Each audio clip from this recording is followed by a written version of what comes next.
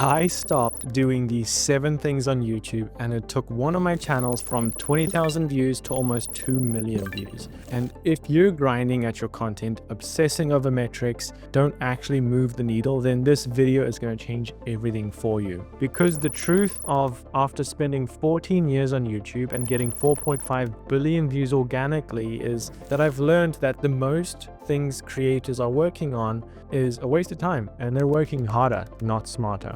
They're drowning in advice that sounds good, but don't actually grow their channels. I'm going to show you how these 7 things completely changed and freed up my time, how it reduced my stress and ironically made my videos perform even better. And by the end of this video, I'm going to show you and maybe help you realize that less really is more when it comes to YouTube growth. So let's start with number 1. I stopped caring about click-through rate. CTR is one of the metrics that most intermediate creators obsess over because it feels like it should matter. You see a 4% CTR and then panic. You see an 8% CTR and then you celebrate. But here's what most people don't understand about CTR. It does not matter as much for new channels. And even for established channels, it's not a metric you think it is. When you're a new creator, YouTube has no idea who your content is for yet. So what does YouTube do? It shows your video to random audiences while it learns. It usually tests with smaller, less qualified viewers, maybe lower quality viewers, and it slowly starts to recommend your content to more high quality viewers as your content starts to get attention. It's kind of constantly testing and experimenting your content. And because of that, your CTR will naturally be lower, and it is not a reliable signal on YouTube early on. So YouTube is throwing your video at different demographics, different interests, different viewer behaviors, and most of those people are not your ideal audience. So of course, you're not going to get really good click-through rate. They're not going to be clicking. That doesn't mean your thumbnail is bad.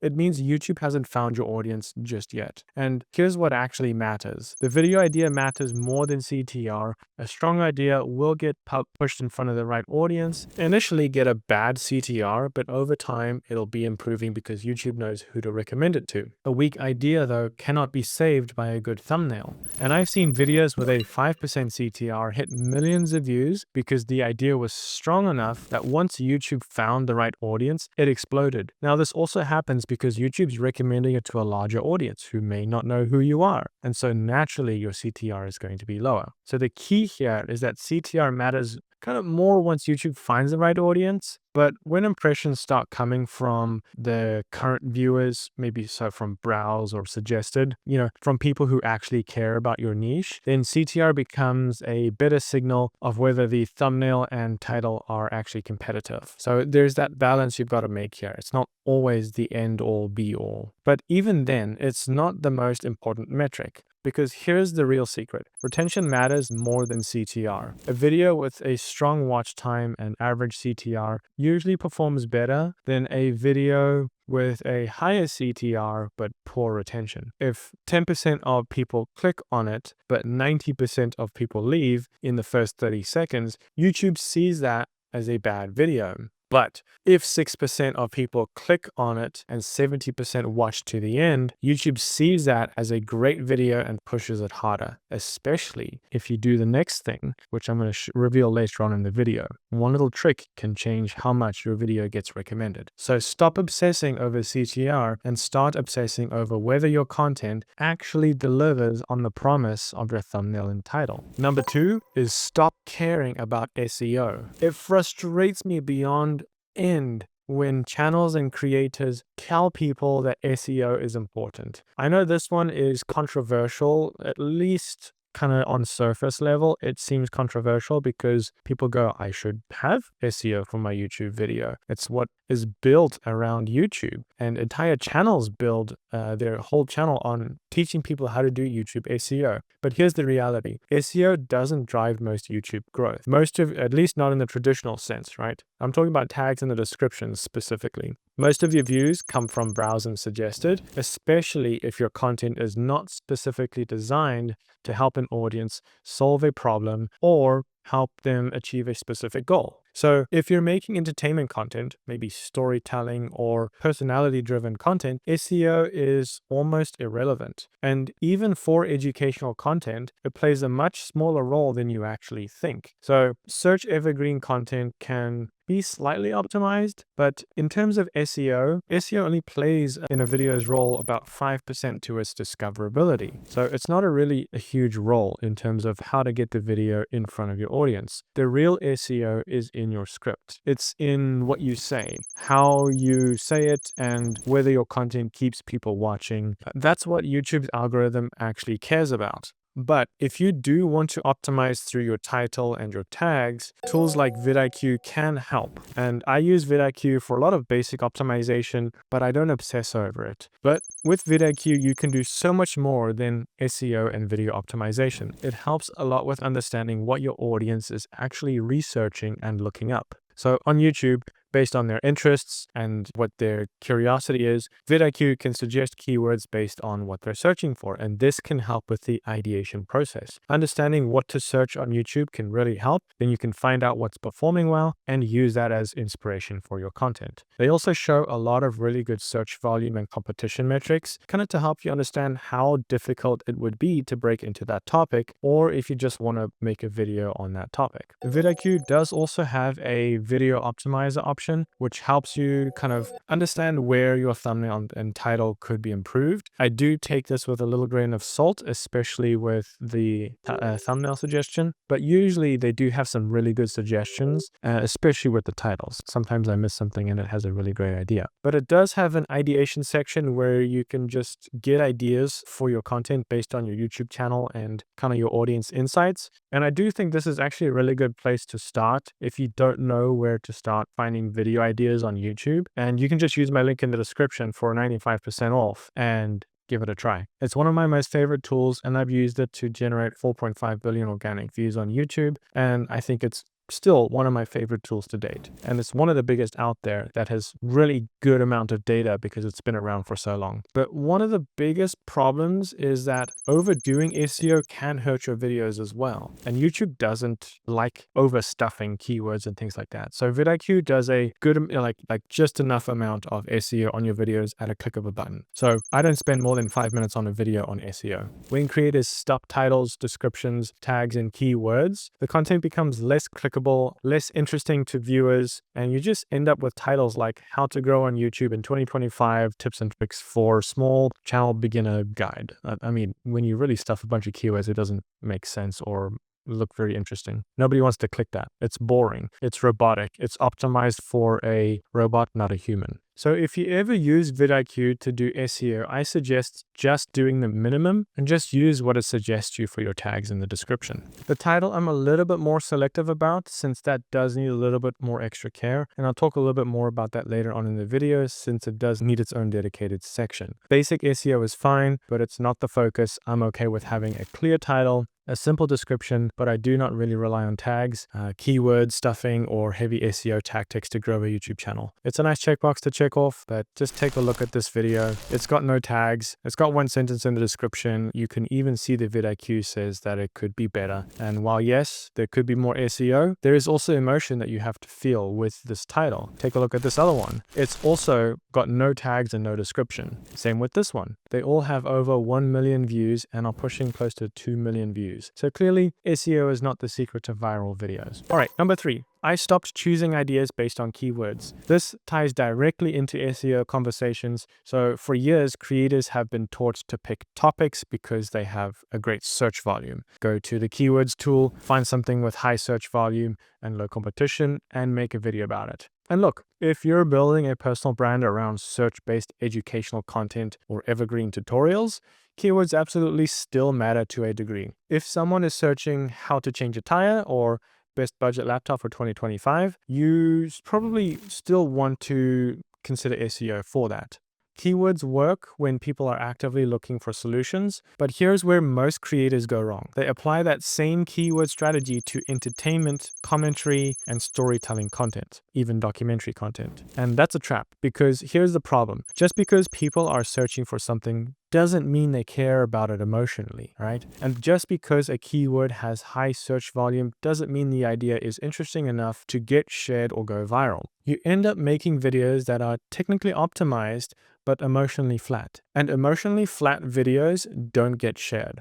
They don't get views either. They don't get watched all the way to the end, and they don't blow up. So what do you do instead if creating entertainment or commentary content? Choose ideas based on viewer curiosity and emotional pull, combined with the strategy where you find a video on YouTube that already has proven results. I'm talking about videos with over 100,000 views and under 100,000 subscribers, while still having a 5-to-1 view to subscriber ratio.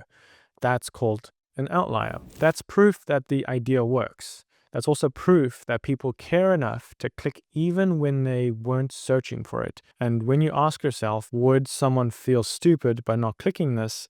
That's the test. If they answer no, the idea isn't strong enough. You need to focus on conflict, secret mistakes, and surprising outcomes. You need to make people feel they're missing out if they don't watch. Here's an example. YouTube thumbnail tips. Boring, generic, nobody cares. Here's a better option. These thumbnail tricks feel illegal because my channel exploded. And now you're curious and you want to know what these tricks are.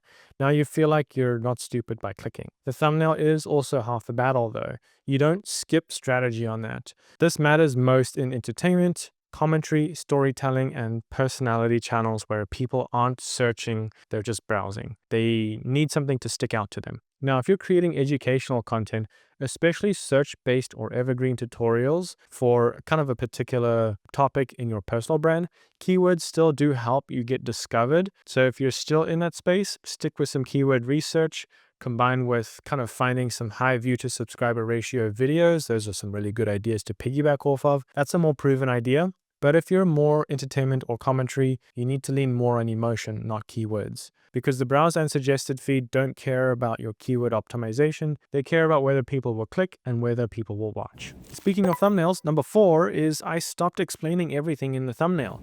This is one of the biggest mistakes I see intermediate creators make. They think the thumbnail really needs to tell the whole story, and they think it needs to be explained completely. So they cram text, images, content into the thumbnail until it's just so busy and so obvious that there's no reason to click. Because the issue is that if thumbnails fully reveal the story, it kills curiosity. If I can look at the thumbnail and know exactly what the video is about, why would I click it? I already got the answer that you gave away, so why do I need to click on that? I'm not really that interested.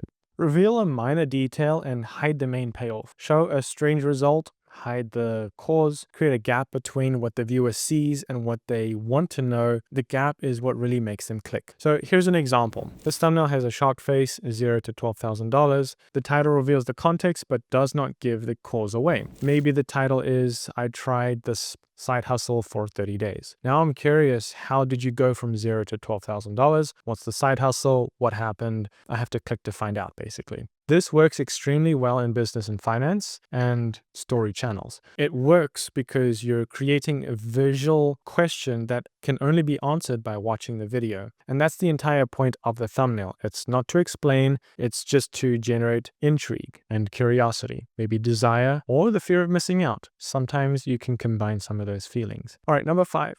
5, I stopped scripting like an essay.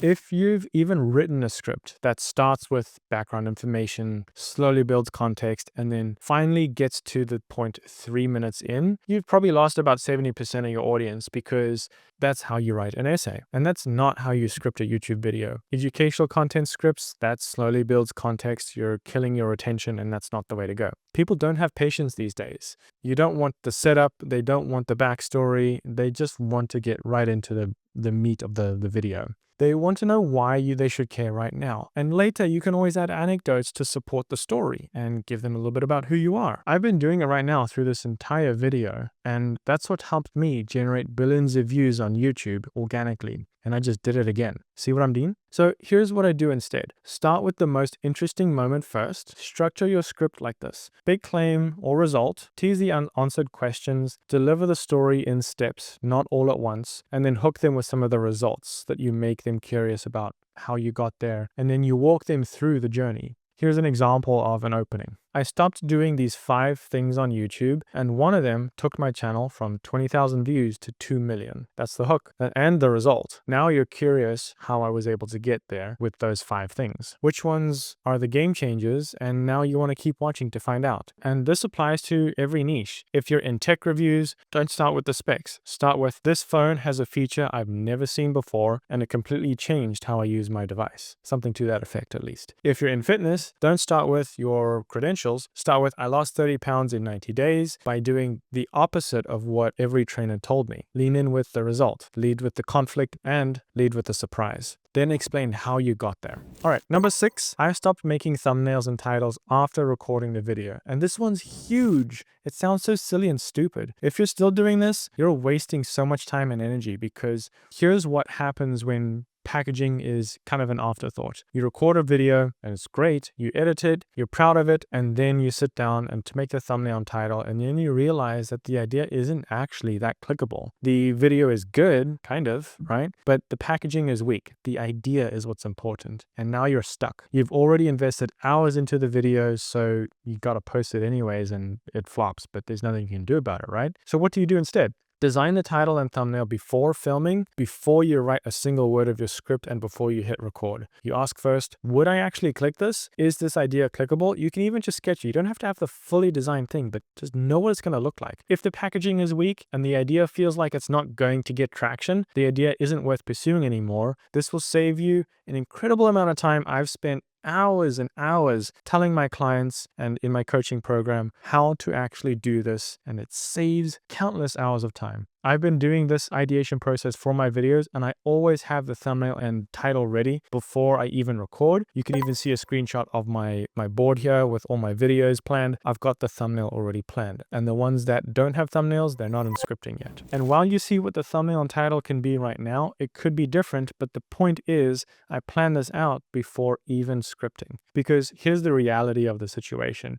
If the idea isn't clickable, the video won't perform. It just doesn't matter how good the content is inside the video, and it doesn't matter how much value you provide. If people don't click, they won't watch. So validate the idea first, make sure the packaging is strong, then create the content. And this shift alone will save you from wasting weeks on a video that were never going to work in the first place. All right, number 7, I started editing videos the boring way. And you know the editing I'm talking about. The video slowly fades out. The video summarizes everything you just watched. You beg for likes and comments. You say thanks for watching, and the video ends. And what happens is this. You see a massive dip in your overall watch time. The percentage of your videos go down. And so you have dips like this in your retention. I have gone as far as trimming that part out in the YouTube editor to have better watch time. A little bit of a hack there. YouTube sees the audience make it to the very last second of your video, and it even performs better as a result. So what you do instead is end with a reason to watch another one of your videos which has some related topic to get the audience interested. Make it feel like you're giving them extra value on a topic, just like this video that I'm going to do. But